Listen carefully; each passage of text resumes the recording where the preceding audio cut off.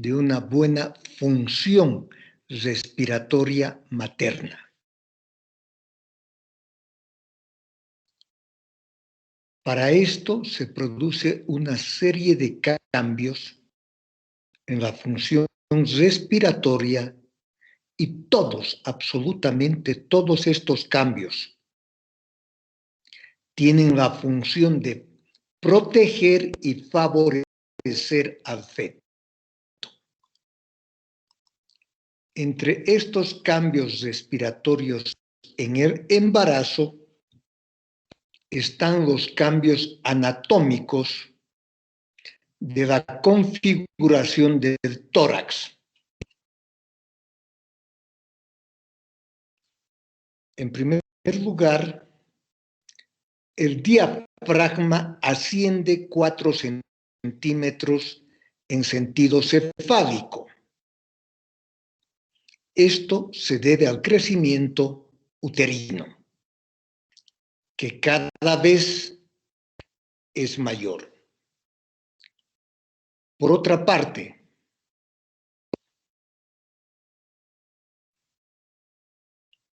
el diámetro transverso de la caja torácica aumenta 2 centímetros. La circunferencia torácica aumenta aproximadamente 6 centímetros. De esta manera, el volumen torácico prácticamente permanece sin cambios. Por otra parte, el ángulo subcostal formado entre las últimas costillas y el esternón, que normalmente es de 70 grados,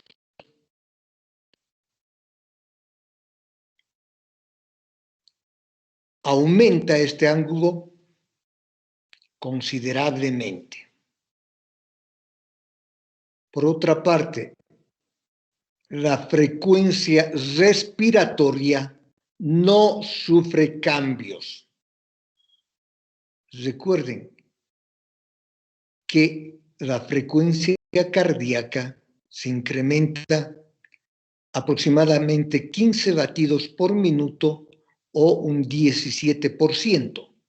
En cambio, la frecuencia respiratoria no sufre ningún cambio. El volumen inspiratorio y el volumen expiratorio máximo no sufren cambios. Todos estos cambios anatómicos tienen la función de brindar las mejores condiciones y de proteger al feto. Acción de la progesterona en el embarazo. Ustedes saben que la progesterona, como su nombre indica, es la hormona del embarazo, progestación, proembarazo. Durante el embarazo se producen concentraciones elevadas de progesterona. La progesterona favorece la hiperventilación materna. Por tanto, la presión de oxígeno va a subir aproximadamente 102 a 108 milímetros de mercurio. Y va a bajar la presión de dióxido de carbono menor a 27 milímetros de mercurio.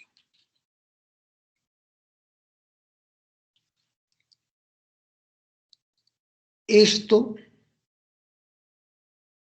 va a favorecer una alcalosis respiratoria por la hiperventilación.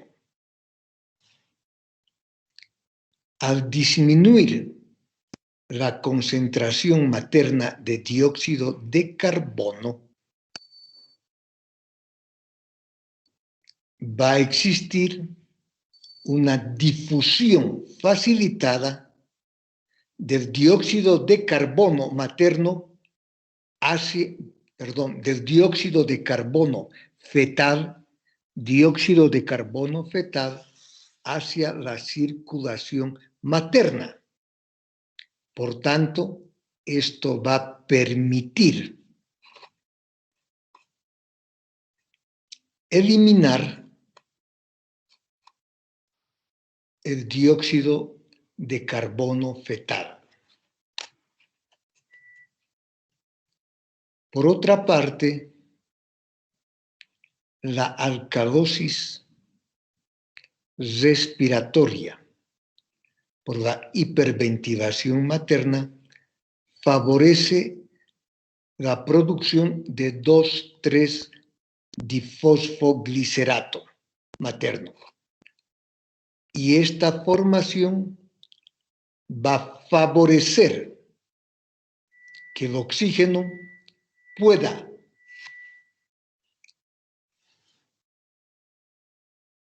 atravesar la barrera placentaria con mayor facilidad y el oxígeno ser captado por la hemoglobina fetal.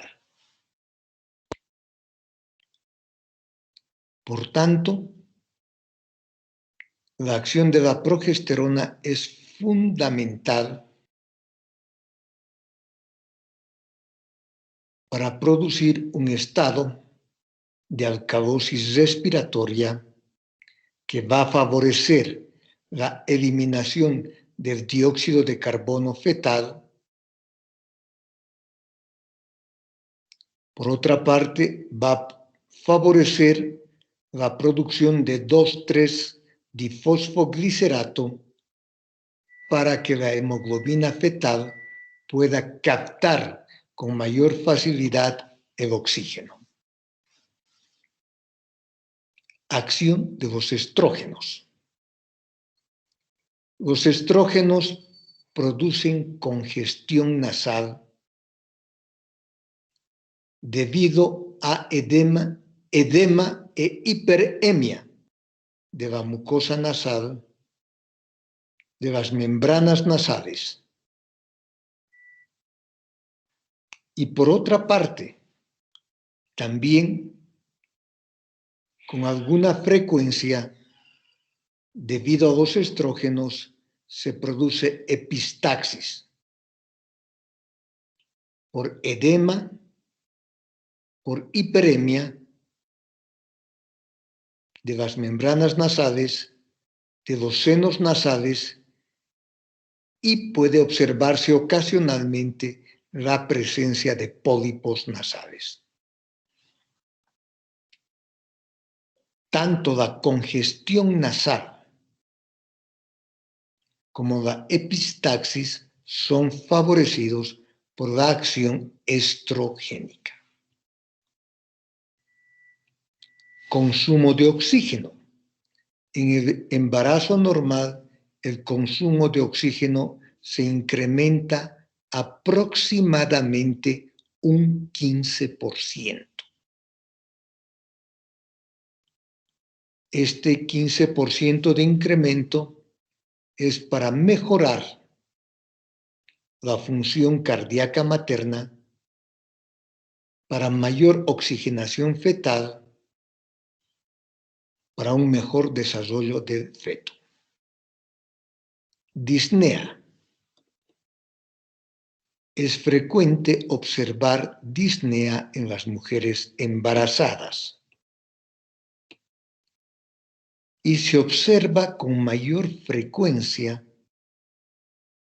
la disnea en el primer y segundo trimestre, aunque los cambios son mucho más acentuados al final del embarazo.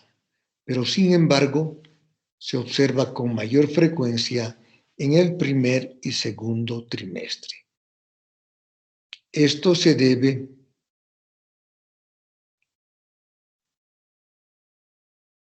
al aumento del volumen tidal y a la disminución del dióxido de carbono. Cambios durante el trabajo de parto.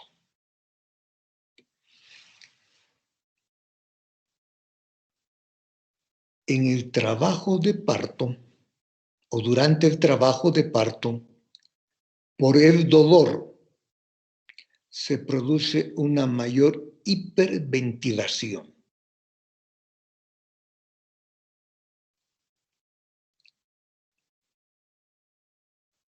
La presión de oxígeno va a incrementar mucho más.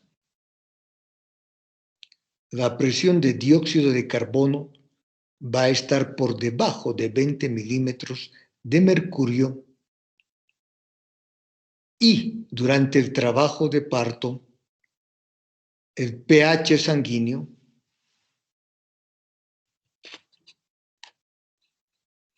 puede subir hasta 7.5, o sea,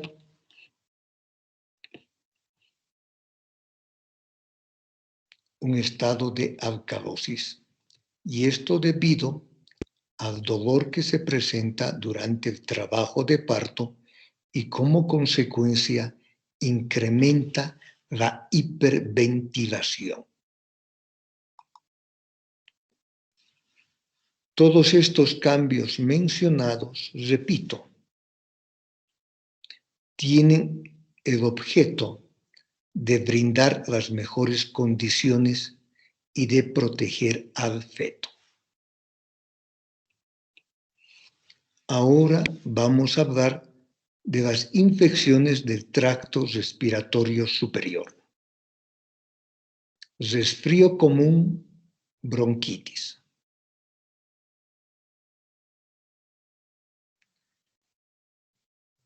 El agente etiológico del resfrío común viene a ser el rinovirus,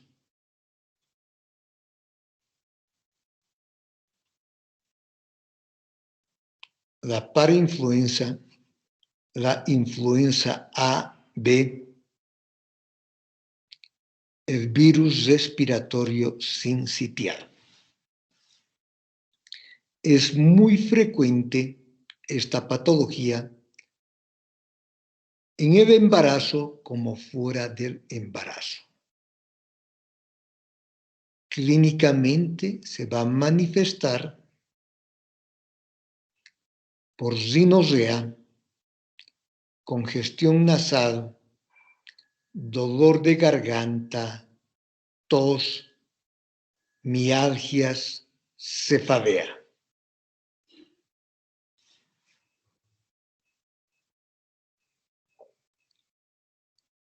El tratamiento para el resfrío común, podemos utilizar antigripales, podemos utilizar el paracetamol. En cambio, la bronquitis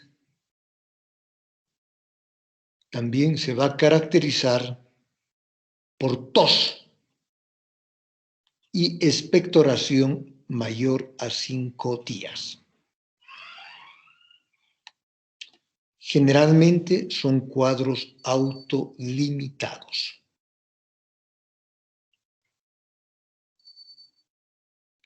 En cambio, la influenza o gripe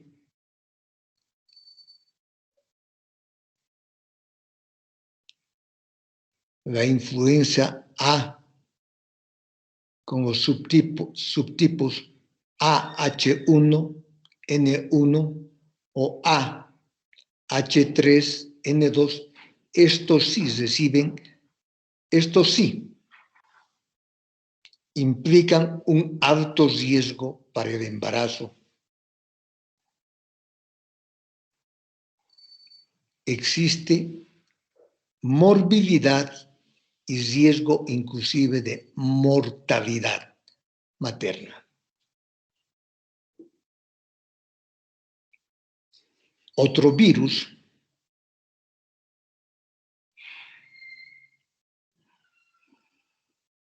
que puede provocar un cuadro gripal muy severo es el de la varicela zoster. El diagnóstico se hace por exámenes de laboratorio. Clínicamente,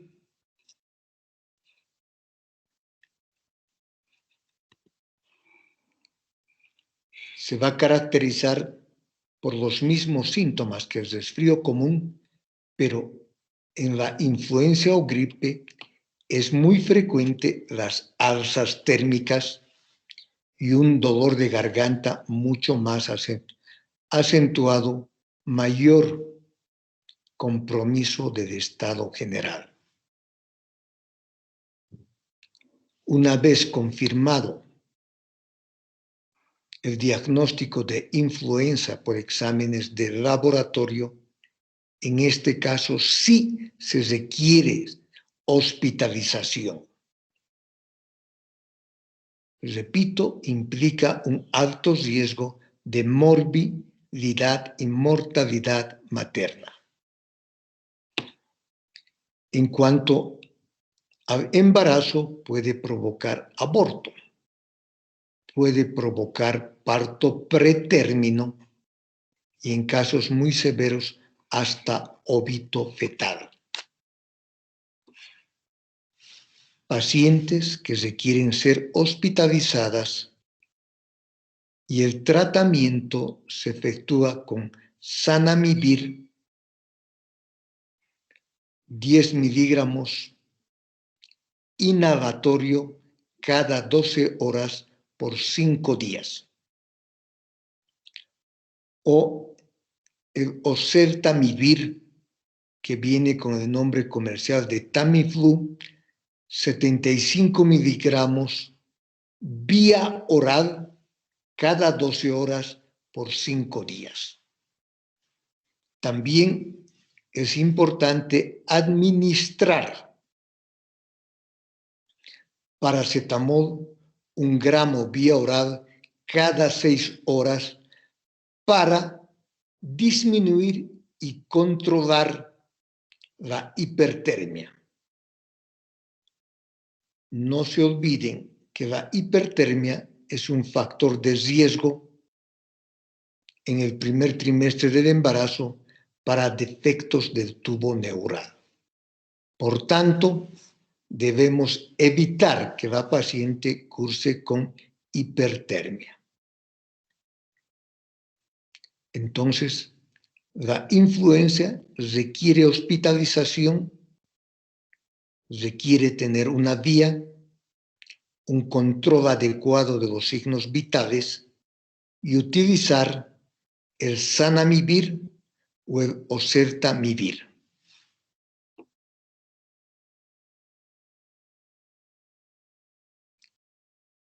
Asma. Es una enfermedad crónica desencadenado por factores alérgicos que ocasionan cuadros de alergia, ya sea polen, caspa, algunos fármacos, y es un cuadro que puede ocasionar desde una hipoxemia leve hasta una hipoxemia muy severa. Se considera que un 3 a 8% de las pacientes embarazadas tienen manifestaciones de asma, pero solo un 10% va a requerir hospitalización.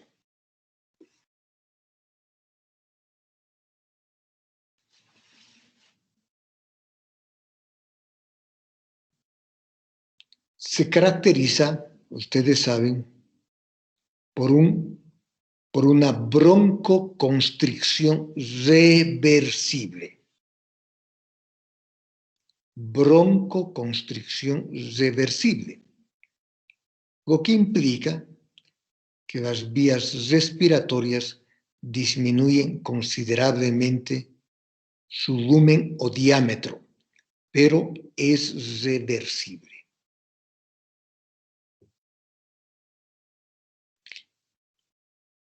Existe un edema bronquial y una secreción mucosa muy abundante.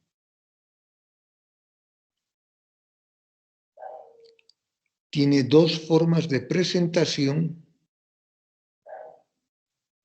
los cuadros crónicos, como la bronquitis asmatiforme, y los cuadros agudos, como la crisis asmática.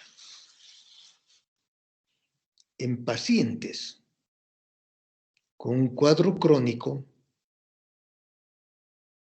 el tratamiento es administrar los beta agonistas en forma de inhalatoria. El salmeterol, el formoterol y el albuterol. El salmeterol y el formoterol son de acción larga, en cambio el albuterol son de acción corta. Estos fármacos se utilizan vía inhalatoria. La frecuencia puede ser desde 2 veces al día e incrementándose de acuerdo a las necesidades.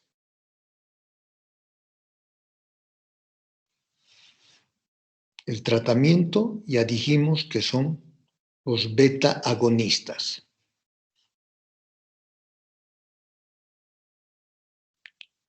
Ocasionalmente hay que añadir un corticoide, el budesonide, que también por vía inhalatoria.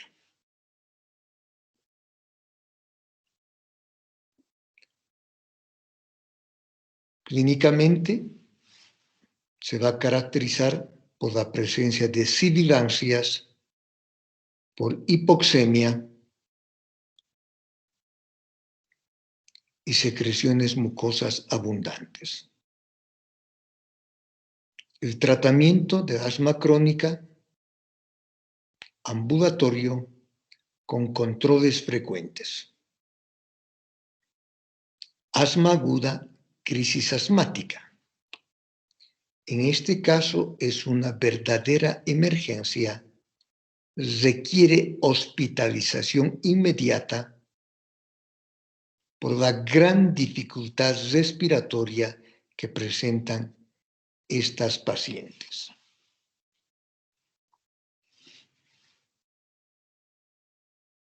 Se requiere hospitalización, tener una vía para colocar soluciones, para administrar soluciones. Es necesario tranquilizar a la paciente porque siente que se está ahogando, que en cualquier momento va a dejar de respirar. Es necesario tranquilizar a la paciente, administrar oxígeno a presión positiva y administrar beta agonistas por vía intravenosa. También en casos de crisis asmática es necesario administrar corticoides como la hidrocortisona a una dosis inicial de 250 miligramos IV y luego a una dosis de 6 miligramos, 4 a 6 miligramos cada 4 a 6 horas, dependiendo de la evolución de la paciente. Es necesario también aspirar las secreciones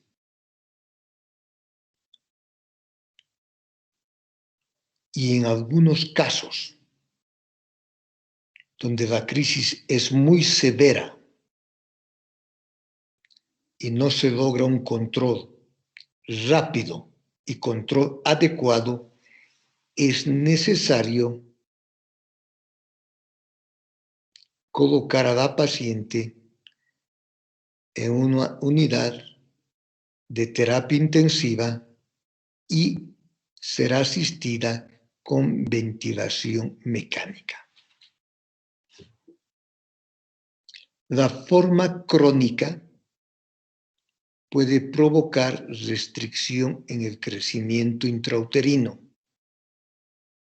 En cambio, la crisis asmática puede provocar un aborto, un parto pretérmino o un óbito fetal cuando la hipoxemia es muy marcada.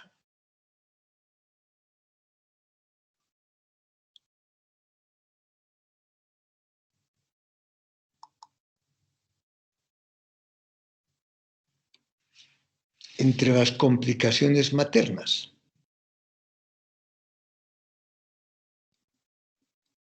se observa con alguna frecuencia preeclampsia en estas pacientes con asma. También se puede desencadenar un parto pretérmino. Lógicamente, existe deshidratación materna. En cambio, la complicación fetal, ya habíamos mencionado, un aborto, un parto pretérmino, un óbito fetal y restricción en el crecimiento intrauterino. En el tratamiento, estas pacientes deben ser hospitalizadas inmediatamente, ser canalizadas para la administración de soluciones y fármacos beta-agonistas y corticoides por vía intravenosa.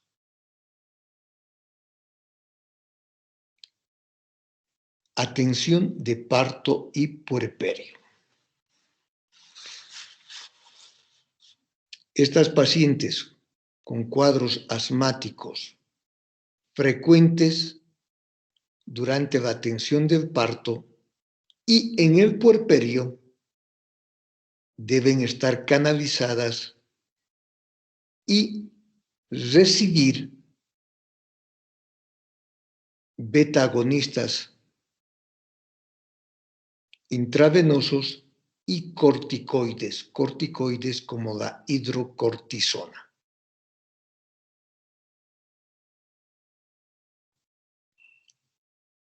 No debe interrumpirse el embarazo mediante una cesárea o inducción del embarazo en casos de crisis asmática. Previamente, la paciente debe estar estabilizada.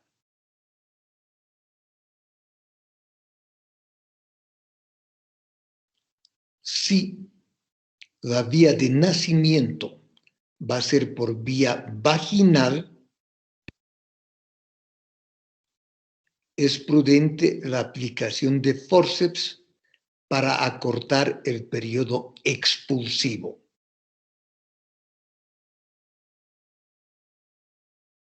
Deben recibir antibióticos en forma profiláctica.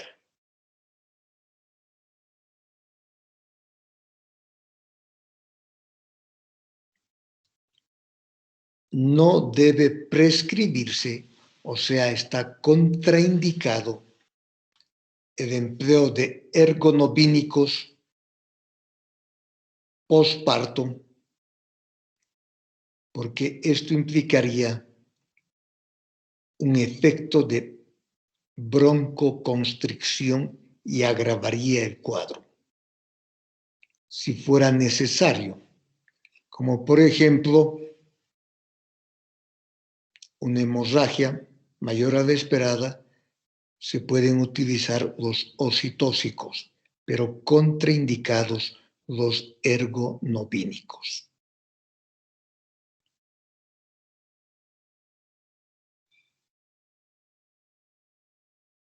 Las pacientes que están recibiendo ya durante el puerperio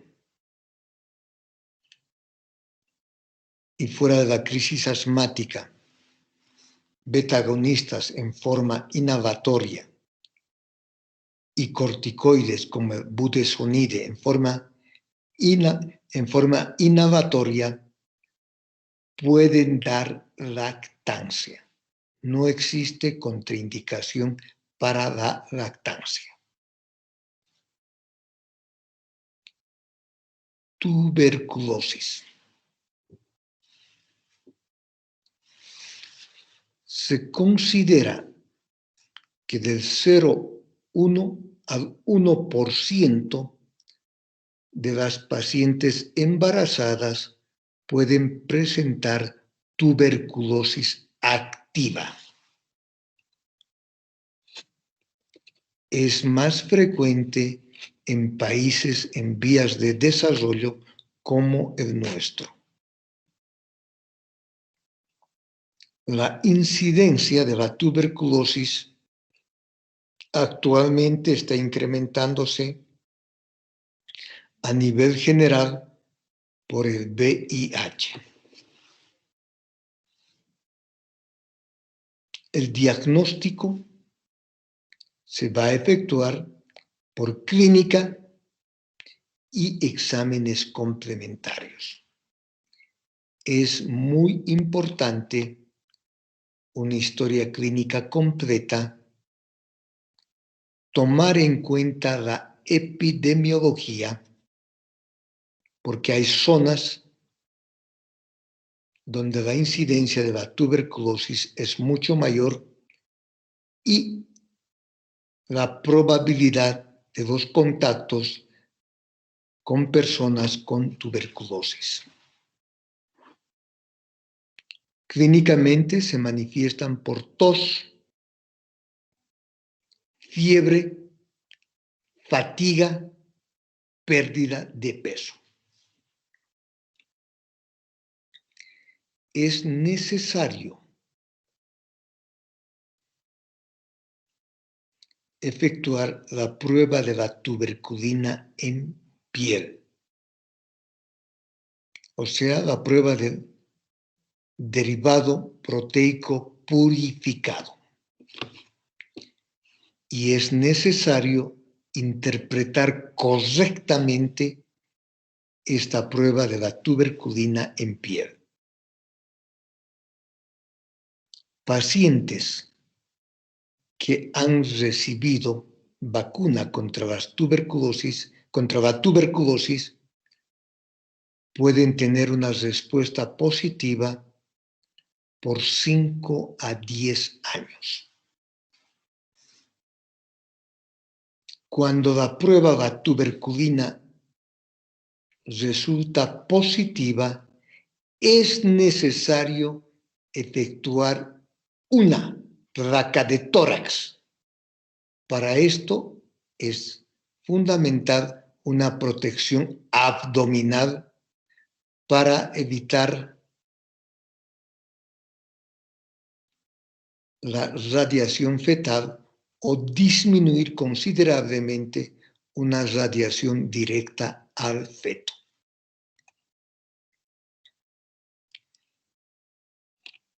La finalidad de la placa de tórax es para ver si la tuberculosis es activa, si está activa o no está activa.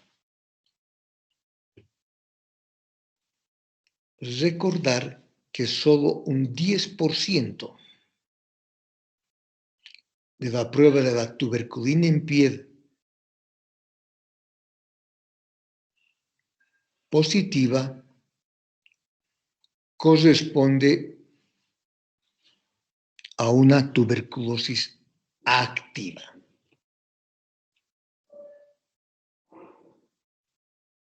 También es necesario una baciloscopía seriada.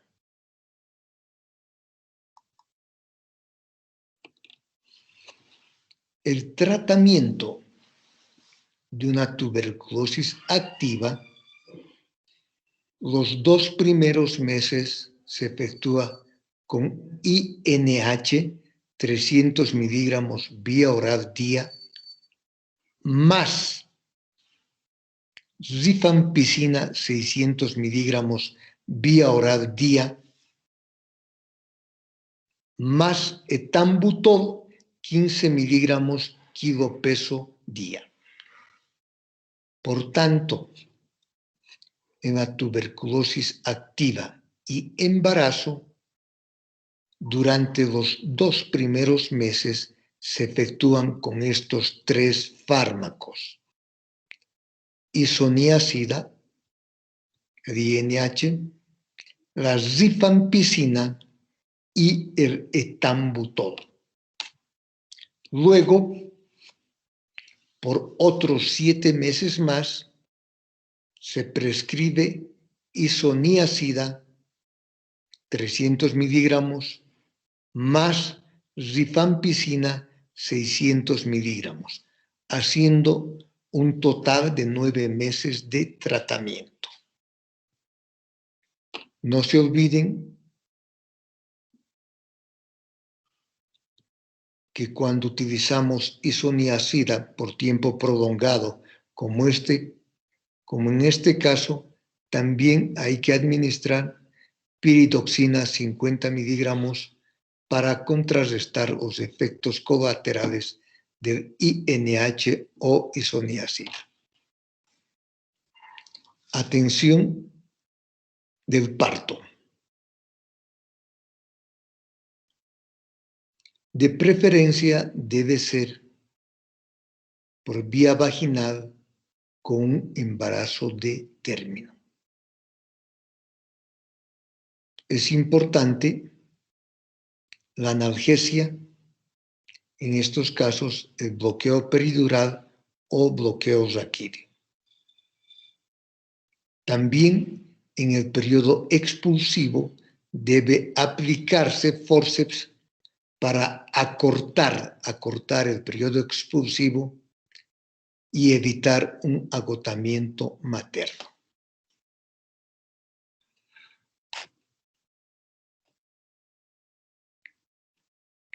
La lactancia está contraindicada en casos de tuberculosis activa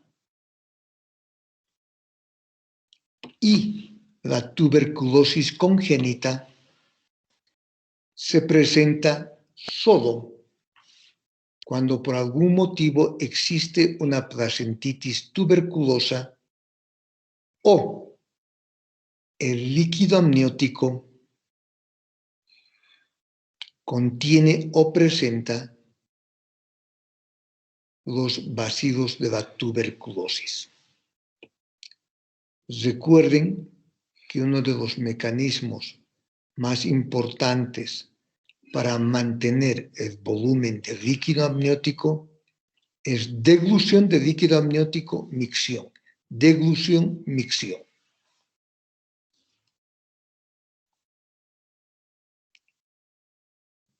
Repito, la lactancia está contraindicada en casos de tuberculosis activa. Vamos a ver otro cuadro. La neumonía adquirida en la comunidad.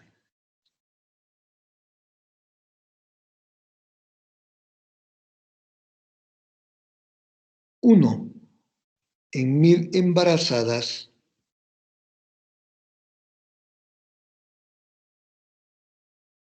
va a presentar o desarrollar un cuadro de neumonía. Esto implica un riesgo, tanto materno como fetal. La sintomatología es tos, expectoración, algunas veces mucosa, en algunas ocasiones purulenta, fiebre, escalofríos y un frote pleural.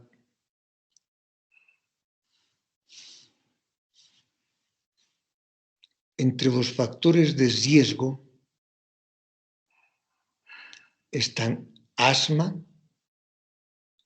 anemia y pacientes que reciben corticoides en forma prolongada.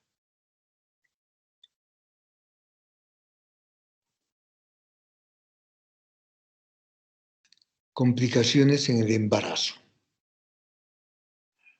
También, dependiendo las semanas de gestación, puede provocar aborto, parto pretérmino, restricción en el crecimiento intrauterino. Si la hipoxemia es muy acentuada, puede ocasionar óbito fetal y un producto pequeño para la edad gestacional.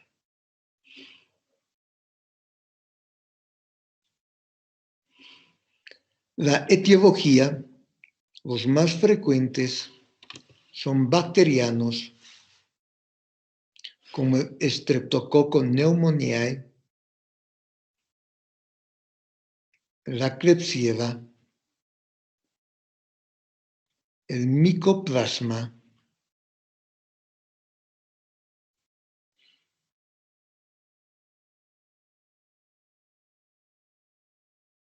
el Staphylococcus aureus. Durante el embarazo, dentro de las bacterias, el más frecuente es el estreptococo y corresponde casi a un 30 a 50% de los casos. El cuadro clínico es muy agudo, con tos, fiebre, escalofríos, dolor pleurítico, expectoración purulenta. Realmente es un cuadro dramático. Existe una hipoxemia acentuada. En cambio, el cuadro clínico por una neumonía por micoplasma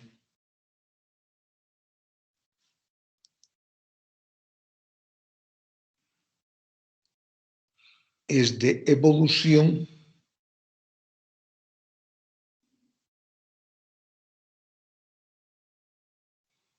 no tan manifiesta,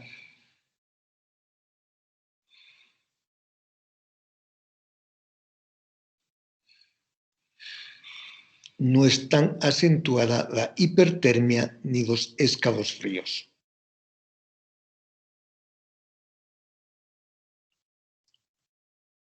Una vez efectuado el diagnóstico por clínica,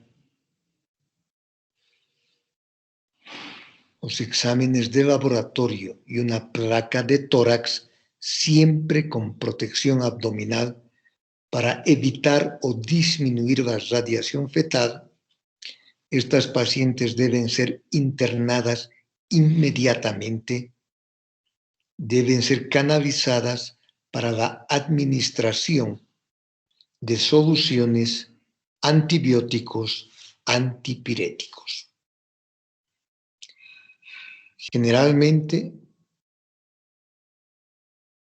se inicia el tratamiento con penicilina más ácido clavulónico o cefalosporinas de tercera generación como la ceftriaxona.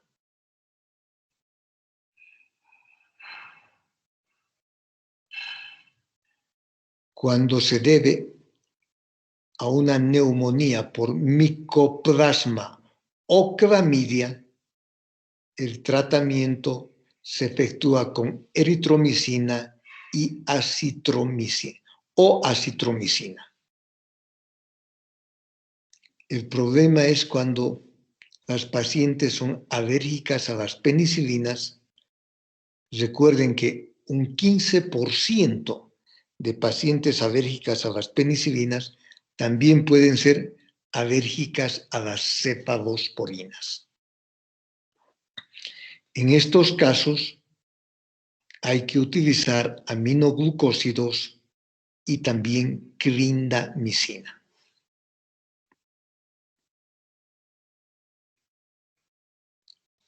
La etiología habíamos mencionado, las bacterianas, sobre todo el Streptococcus pneumoniae, el Staphylococcus aureus,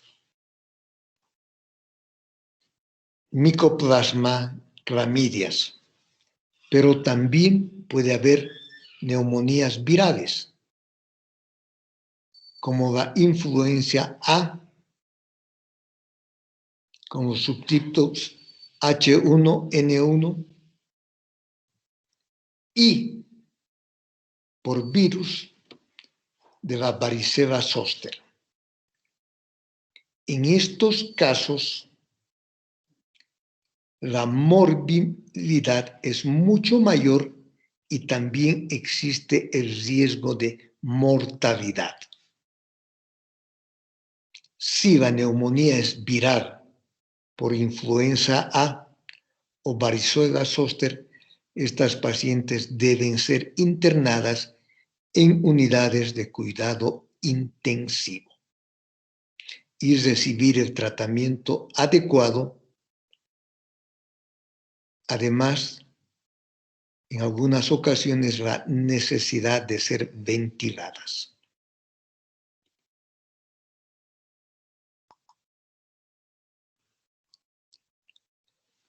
Embolismo pulmonar. Es un cuadro agudo, poco frecuente, aproximadamente 1 en 2.500 a 3.000 embarazos.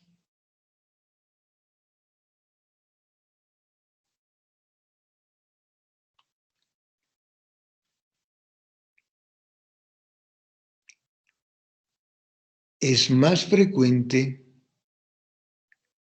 en el puerperio que durante el embarazo.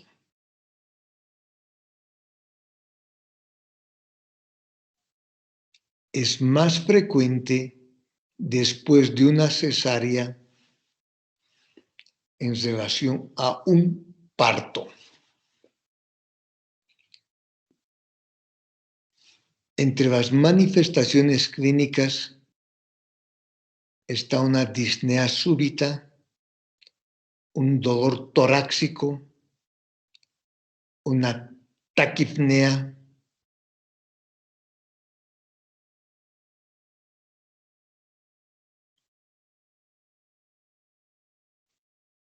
una caída brusca de los niveles de oxígeno,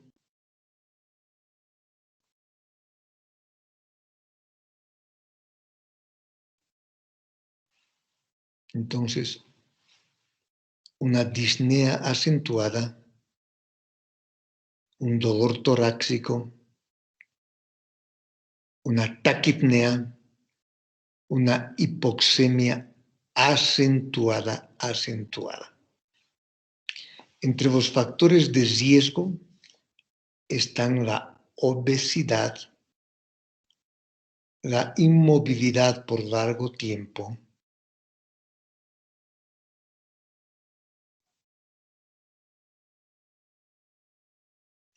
procesos infecciosos como el aborto séptico, puerperio séptico,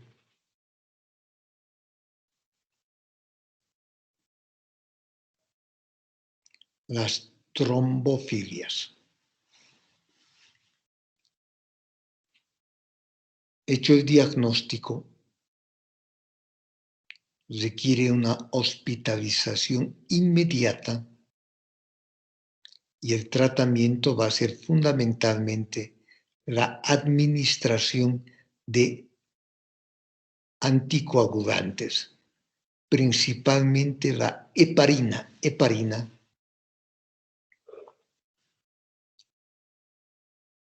5.000 a 6.000 unidades endovenoso cada 6 horas. Hay que efectuar el control de la heparina con tiempo parcial de tromboplastina y que debe estar entre 60 a 80 segundos. No olvidarse que el antídoto es el sulfato de protamina. También se puede utilizar heparina de bajo peso molecular. Y en el puerperio, una vez empezado la anticoagulación con heparina, podemos continuar con warfarina por vía oral. Y debe administrarse anticoagulantes 1 a 2 meses después de haber superado el cuadro crítico. Entonces, no olvidarse que el embolismo pulmonar es poco frecuente en el embarazo. Es un cuadro crítico con una manifestación aguda, con una disnea acentuada, una hipoxemia muy marcada, una taquipnea, un dolor torácico. Requiere hospitalización inmediata y debe administrarse heparina lo más pronto posible. Tabaquismo y embarazo. El consumo de tabaco tiene un efecto pernicioso sobre el feto, puede provocar retardo en el crecimiento intrauterino, favorecer las infecciones respiratorias e inclusive ser un factor de riesgo para el cáncer pulmonar. ¿Qué efecto tiene sobre el embarazo? Bueno, disminuye la fertilidad, puede provocar aborto, parto pretérmino, restricción en el crecimiento intrauterino. También va a tener efectos sobre el neonato. Puede ser causa de una muerte súbita. Puede ser causas para asma en el neonato, infecciones respiratorias y puede provocar déficit de atención. Muy bien, con esto hemos terminado el tema de desórdenes respiratorios y embarazo. Este tema va a entrar al examen del primer parcial. Quiero preguntarles si ustedes saben a qué hora va a ser el examen el día viernes. ¿Saben a qué hora va a ser el examen? 6:45 creo, Doc. En la mañana, ¿está confirmado o creen? Nos pasaron un rol y está con 6:45. 6:45 el día viernes, ¿no es verdad? Viernes Sí, doctor. 9. Viernes 9 de abril, 6:45. Está confirmado entonces. Por favor, vuelvo a repetirles, tomen todas las precauciones necesarias para que no existan rezagados. Después es todo un problema con los rezagados. No es que nosotros queramos poner trabas o lo que sea, pero es todo un problema. Por favor, tomen sus precauciones. Quiero informarles que el examen va a constar de 50 preguntas de selección múltiple. Solo se va a preguntar de lo que se ha avanzado en estas clases. Por otra parte, la respuesta, que siempre va a ser única, va a sobresalir. No hay posibilidad de dos respuestas o confundir con otras respuestas. La respuesta es única y, repito, tiene que sobresalir para que no exista ninguna confusión. El día jueves vamos a hacer todas las aclaraciones que ustedes quieran.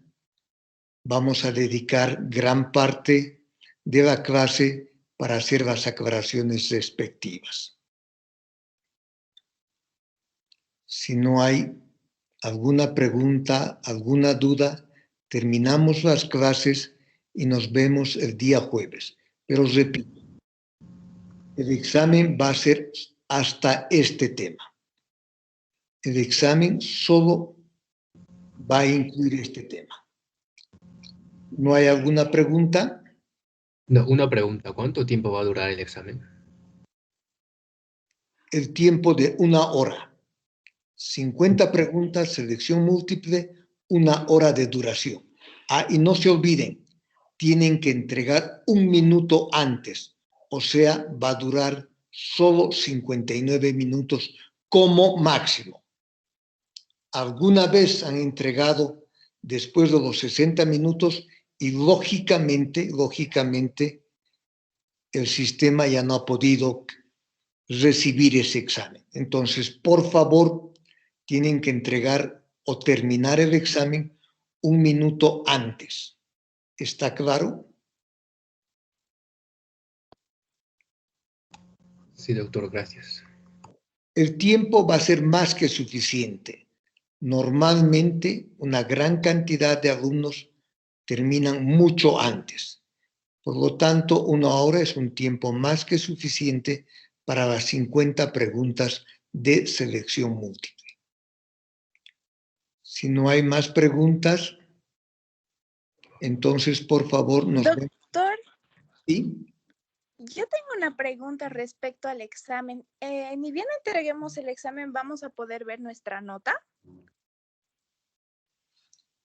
El año pasado no era posible.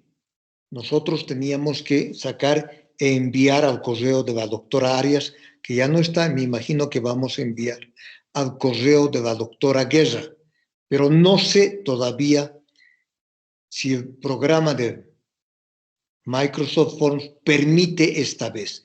Era un reclamo anterior, no sé, pero me voy a fijar y les voy a comunicar. ¿Está bien?